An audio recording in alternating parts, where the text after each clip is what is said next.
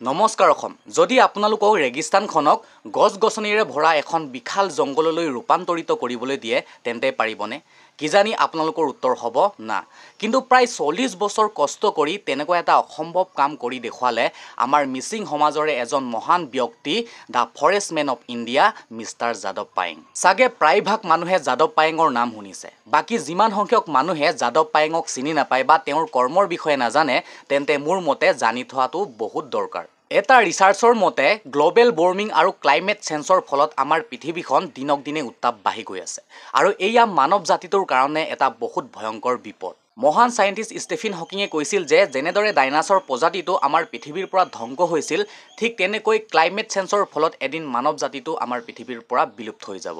হেহে আমি অতি সোনকালে পৃথিৱীৰ নিচিনা বেলেগ এটা গ্ৰহ বিচাৰিব লাগে যিটো সময়ত মানুহে নানা ধৰণৰ প্ৰদূষণ কৰি পৰিৱেশ নষ্ট কৰি আছে সেইটো সময়ত একো স্বাৰ্থৰ কথা নাভাবি পৰিৱেশৰ ৰক্ষাৰ বাবে মহান কাম কৰি আছে যাদৱ পায়েঙে তো বলক আজিৰ এই ভিডিঅ'টোত যাদৱ পায়েঙৰ বিষয়ে কিছুমান ইন্টাৰেষ্টিং কথা জানিবলৈ চেষ্টা কৰোঁ আৰু কেনেকৈ তেওঁক দা ফৰেষ্ট মেন অফ ইণ্ডিয়া নামেৰে সন্মানিত কৰা হৈছিল কিন্তু তাৰ আগতে এই ভিডিঅ'টো লাইক কৰি লওক এণ্ড আপুনি যদি ফাৰ্ষ্ট টাইম মোৰ চেনেলটোত ভিজিট কৰিছে then hit the red subscribe button press the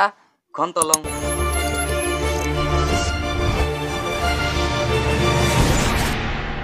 মই যেতিয়া সৰু আছিলোঁ তেতিয়া কোনোবাই মোৰ হাতখন চাই কৈছিল যে মোৰ জীৱনটো প্ৰকৃতিৰ মতে চলিব কিন্তু মই বিশ্বাস কৰা নাছিলোঁ যে মোৰ হাতখনত থকা ৰেখাডালত কিমান সঁচা বা মিছা বাট সেই ভৱিষ্যবাণীটো আজি সঁচা হ'ল মই প্ৰকৃতিক ভাল পাওঁ এনেদৰে মন্তব্য দিছে ফৰেষ্ট মেন অফ ইণ্ডিয়া যাদৱ পায়েঙে 1979 চনত এটা ভয়ংকৰ বানপানীৰ প্ৰলয় আহিছিল হেউজিয়া গছ-গছনি বনবাৰী আদিক বলিয়া বানপানীয়ে ধ্বংস কৰাৰ ফলত ব্ৰহ্মপুত্ৰ নদীৰ কিনাৰত নানা ধৰণৰ জীৱ-জন্তুৱে মৃত্যুক আকোৱালি ল'বলগীয়া হৈছিল সেইটো সময়ত যাদৱ পায়েঙৰ বয়স মাত্ৰ 16 বছৰ আছিল আৰু সেই দুখ লগা দৃশ্যটোৱে যাদৱ পায়েঙৰ মনত বহুত আঘাত দিছিল তেওঁ ভাবিলে যে আজি যদি গছ-গছনি জংঘল আদি থকা হ'লে তাত জীৱ-জন্তুবোৰে আশ্ৰয় ল'ব পাৰিলেহেঁতেন আৰু সেই চিন্তাই যাদৱ পায়েঙক গছ-গছনি ৰোপণ কৰাত বাধ্য কৰালে তাৰ পাছত তেওঁ সিদ্ধান্ত কৰিলে যে গছ-গছনি ৰোপণ কৰি এখন বিশাল জংঘল নিৰ্মাণ কৰিব যাতে জীৱ-জন্তুবোৰে তাত আশ্ৰয় ল'ব পাৰে কিন্তু ক'বলৈ যিমান ইজি কামটো কৰিবলৈ সিমান সহজ নাছিল শুকান বালিচনীয়া মাটিত জংঘল এখন নিৰ্মাণ কৰাটো ইমান সহজ কথা নহয়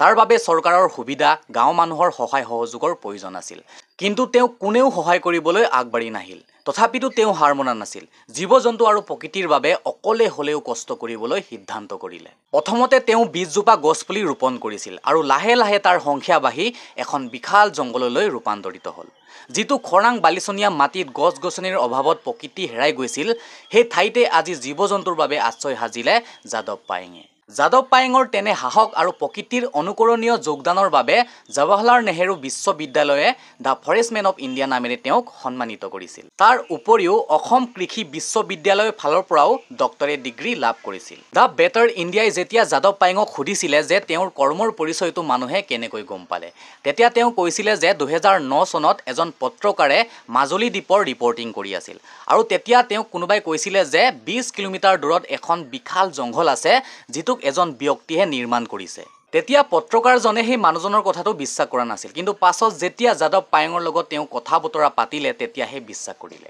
আৰু হি যাদৱ পায়েঙৰ সেই মহান কামটো সমগ্ৰ বিশ্বতে প্ৰচাৰ কৰিলে আৰু জনপ্ৰিয় হোৱাৰ লগে লগে ভাৰত চৰকাৰে তেওঁক ভাল কামৰ বাবে সুকাৰ্যৰ বাবে পদ্মশ্ৰী উপাধিৰে সন্মানিত কৰিছিল সো গাইস এয়াই আছিল the forest man of India যাদৱ পায়েঙৰ কাহিনী তেওঁৰ পৰা আমি এটা কথা শিকিব পাৰিলো যে আমি প্ৰকৃতিক মৰম কৰিব লাগে যিমান পাৰে গছ-গছনি ৰোপণ কৰিব লাগে তেতিয়াহে আমাৰ পৰিৱেশ পৰিষ্কাৰ হ'ব পৰিৱেশ থাকিলেহে আমি থাকিম হসাকৈ যাদৱ পায়েঙক মোৰ ফালৰ পৰা কোটি কোটি ধন্যবাদ বাকি এই ভিডিঅ'টো চাই যদি আপোনালোকৰ অলপ হলেও ভাল লাগিল তেন্তে লাইক কৰিবলৈ অলপো কনজুস নকৰিব লগতে এই ভিডিঅ'টো আপোনাৰ লগৰখিনিলৈ শ্বেয়াৰ কৰিব যাতে তেওঁলোকেও গম পাওক যে আপুনি মোৰ চেনেলটোত কিমান যেন ইন্টাৰেষ্টিং ভিডিঅ' চাই সো বাই বাই